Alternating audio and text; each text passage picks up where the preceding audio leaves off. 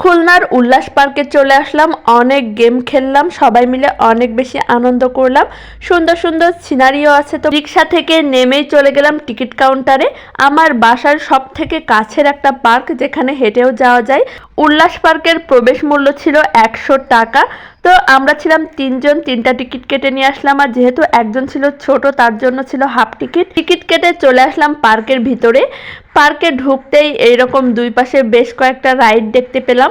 যদিও আগেও আমি এখানে এসেছি, তখন এত সুন্দর ডেকোরেশন ছিল না, কোনো রাইডও ছিল না। তো ঢোকার পরে চোখে পড়লো সুন্দর একটা সাইকেল। সাইকেলটা কিন্তু বেশ সুন্দর করে ডেকোরেশন করা ছিল।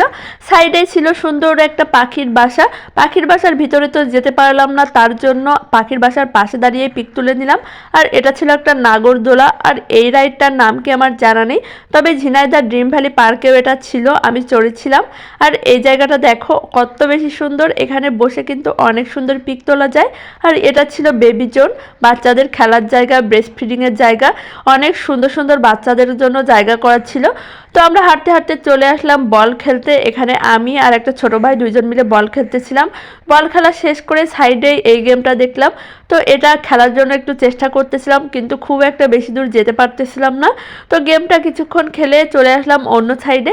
খুব একটা বেশি এরিয়া না, তো যেটুকুই ছিল অনেক সুন্দর সুন্দর সিনারি করা ছিল। তো সিনারিতে যে পিক তুলতেছিলাম, তারপরে পিক তোলা শেষ করে চলে আসলাম আর একটা গেম খেলতে। এই গেমটা আমি খেলিনি, তবে অনেক মজার একটা গেম। আর তার সাইডে ছিল ব্যায়াম করার অনেক যন্ত্রপাতি।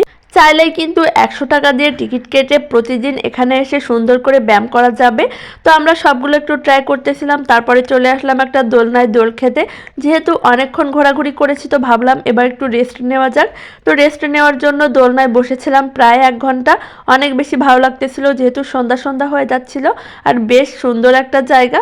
তো দোলনায় বসে বসে সবাই গল্প করতেছিলাম। আমরা তিনজন তিনটা দোলনায় বসেছিলাম। তো যেহেতু তিনটায় পাশাপাশি, তো আমরা সবাই মিলে বসে বসে গল্প করতেছিলাম। তারপরে দোলনা থেকে নেমে আবার এখানে একটু মাছ দেখতেছিলাম। এত সুন্দর সুন্দর মাছ এখানে, বেশিরভাগই তেলাপিয়া মাছ। মাছগুলো অরিজিনালি দেখতে অনেক বেশি ভালো লাগতেছিল, যদিও ক্যামেরায় বোঝা যাচ্ছে না। তো অনেকক্ষণ দাঁড়িয়ে দাঁড়িয়ে মাছ দেখতেছিলাম, মনে হচ্ছিল যদি মাছ ধরতে পারতাম খুবই ভালো লাগতো। তো তারপরে মাছ দেখা শেষ করে এক সাইডে এসে চুপচাপ বসেছিলাম। আমার পিছনে দেখো ট্রেন চলতেছে। ট্রেন চলা দেখতে কিন্তু বেশ ভালো লাগতেছে। আর এদিকে আমার সঙ্গী সাথীরা নাগরদোলায় চড়তে গেছে, তো আমি আর একা একা কী করবো, চুপচাপ বসে আছি। তো অনেকক্ষণ ঘোরাঘুরি শেষ করে এখন ফাইনালি আমরা বের হয়ে গেছি। এখন চলে যাব বাসায়। যেহেতু অনেক ছোট একটা এরিয়া, তারপরে মোটামুটি বেশ ভালোই। আমি ফার্স্ট টাইম যখন এসেছিলাম তখন একদম বাগান ছিল, তো সেই তুলনায় অনেক মজা পেয়েছি। তো এই ছিল আজকে আমাদের উল্লাস পার্কের ঘোরাঘুরি। তোমাদের কাছে কেমন লাগলো কমেন্ট করে জানিও। আজ এই পর্যন্তই, আল্লাহ হাফিজ।